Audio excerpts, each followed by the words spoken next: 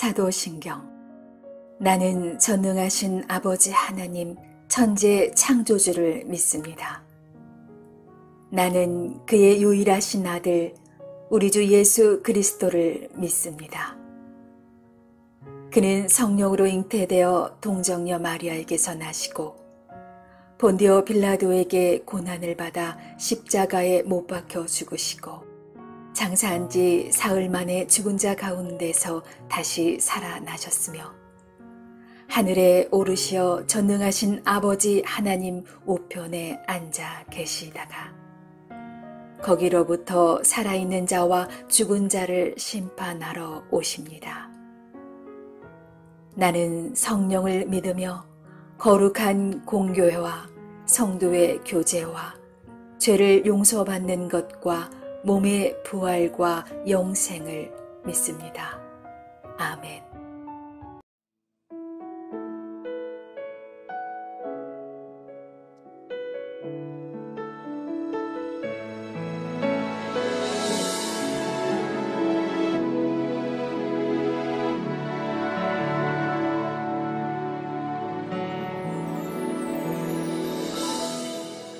내게 유익하던 것을 다 해로 여기네. 구주를 위하여 모두 다 버리네. 모든 것을 잃어버려도 나깝지 않음은 예수를 아는 지식이 가장 고상함이라.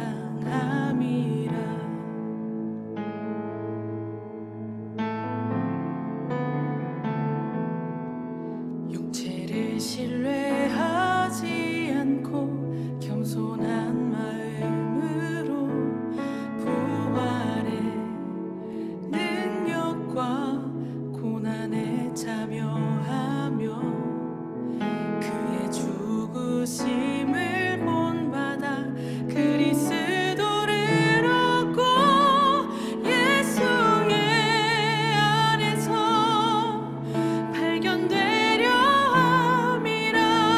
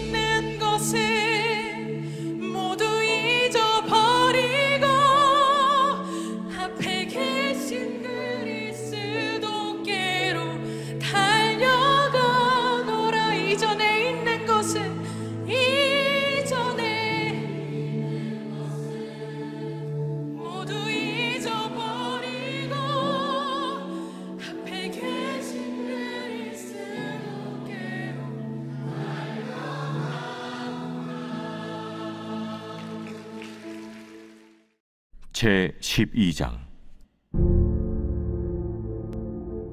욥이 대답하여 이르되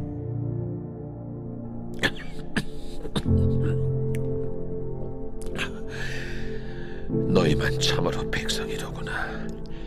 너희가 죽으면 지혜도 죽겠구나. 나도 너희같이 생각이 있어.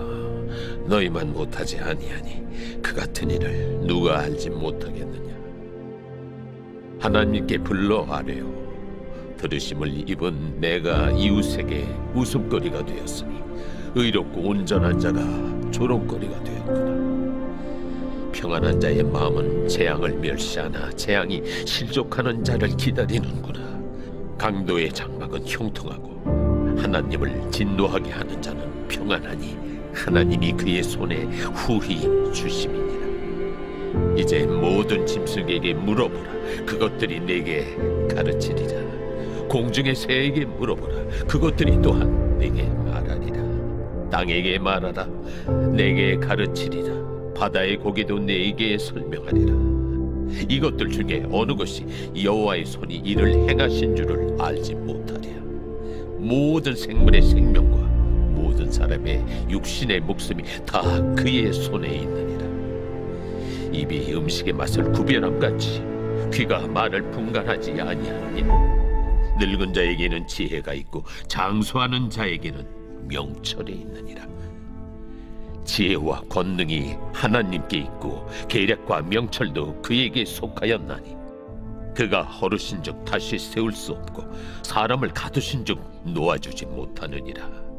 그가 물을 막으신즉 곧 마르고 물을 보내신즉 곧 땅을 뒤집나니 능력과 지혜가 그에게 있고 속은 자와 속이는 자가 다 그에게 속하였으므로 모사를 벌거벗겨 끌어가시며 재판장을 어리석은 자가 되게 하시며 왕들이 맨 것을 풀어 그들의 허리를 동이시며 제사장들을 벌거벗겨 끌어가시고 권력이 있는 자를 넘어뜨리시며 충성된 사람들의 말을 물리치시며 늙은 자들의 판단을 빼앗으시며 귀인들에게 멸시를 쏟으시며 강한 자의 띠를 부시며 어두운 가운데에서 은밀한 것을 드러내시며 죽음의 그날을 광명한 대로 나오게 하시며 민족들을 커지게도 하시고 다시 멸하기도 하시며 민족들을 널리 퍼지게도 하시고 다시 끌려가게도 하시며 만민의 우두머리들의 총명을 빼앗으시고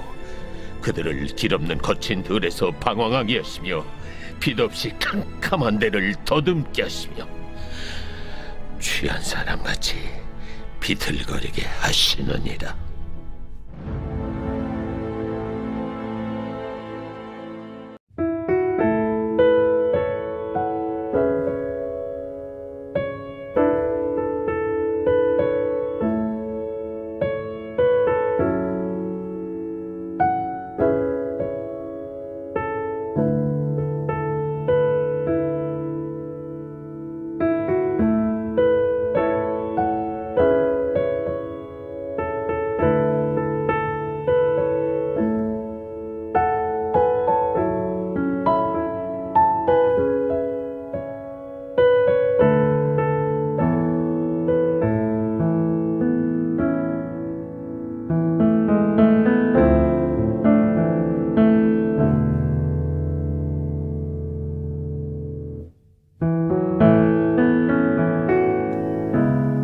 샬롬. 오늘도 복된 하루 하나님의 은혜와 평강이 우리의 삶에 넘치시기를 원합니다.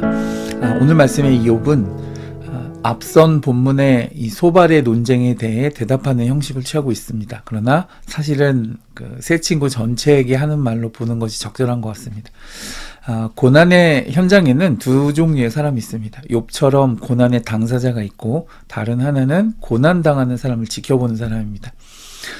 중요한 것은 고난의 당사자이든 관찰자이든 모두 다 이 고난을 통한 하나님을 새롭게 발견하기를 힘써야 한다는 점입니다. 하나님께서는 까닭없는 고난을 허락하시지는 않습니다. 다만 고난을 통해서 하나님의 자기 계시를 드러내 보이십니다. 그것을 발견하는 것이 고난의 참된 의미가 되어지는 것이죠. 계속 반복되는 말이지만, 그리고 앞으로도 또 계속해서 재차 반복이 되겠지만, 우리는 고난당하는 사람을 쉽게 판단하지 말아야 합니다. 욥의 세 친구들은 자기가 직접 경험하지 않은 고난의 현실에 대해서 개인적 체험, 그리고 전통적 교리, 그리고 하나님에 대한 그 자의적 지식에 의존해서 판단을 했습니다. 그것은 모두 하나의 결론으로 이제 모아지는데, 죄와 심판이라고 하는 전통적 교리인 인과응보의 개념으로 점철되어집니다. 그러나 우리가 기억해야 할 것은 무엇이냐? 비록 오랫동안 내려온 전통이 있다 하더라도 그것을 적용할 때는 한 사람에 대한 긍휼히 여기는 마음이 가장 우선해야 한다는 것입니다. 이 세 친구들은 고난 중에 신음하는 한 사람을 보면서 그가 겪고 있는 고난의 상황을 피상적으로 이해했습니다. 너무 괴로워하고 힘들어하고 있는데 뭔가 잘못한 게 있으니까 벌 받는 거겠지라고 쉽게 치부해버리고 만 것입니다. 여러분, 그렇게 따지면 우리는 결코 하나님 앞에 설 수 없는 존재들이죠. 오늘 하루 동안의 내 삶의 결과들만 가지고도 우리는 영원 형벌에 떨어질 수밖에 없는 자들입니다. 왜냐하면 우리 스스로는 죄를 해결할 방법이 없으니까요. 그런데 하나님께서는 자신을 내어주셔서 우리를 대속하시고 죽음에서 건져주셨습니다. 여기에는 은혜와 사랑과 긍휼만이 가득합니다. 그래서 우리는 십자가 앞에 서게 되면 오직 감격하여 눈물을 흘릴 수밖에 없는 것입니다. 무슨 말이 필요할까요? 그저 흐르는 눈물을 멈출 길이 없는 것이죠. 그러므로 여러분, 타인에 대하여도 같아야 합니다. 죄는 하나님만 판단하시고 하나님만 정죄하시지, 우리 사람에게는 타인의 죄를 논할 자격이 주어지지 않았습니다. 같은 죄인이기 때문이죠. 그러므로 누군가의 악행이나 혹은 고난을 보게 된다면 그를 위해 간구할 수 있는 것이 우리의 역할일 것입니다.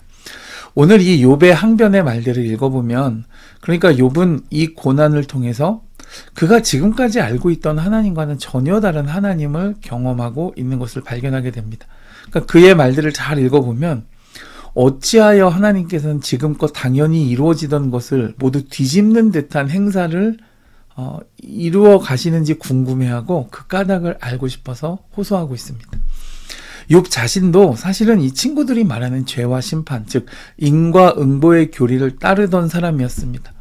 그러나 예기치 않은 고난의 경험을 통해서, 그러니까 인과응보의 교리가 적용되지 않는 경우가 있음을 그가 발견하고 이제 그 체험의 당사자가 된 것입니다.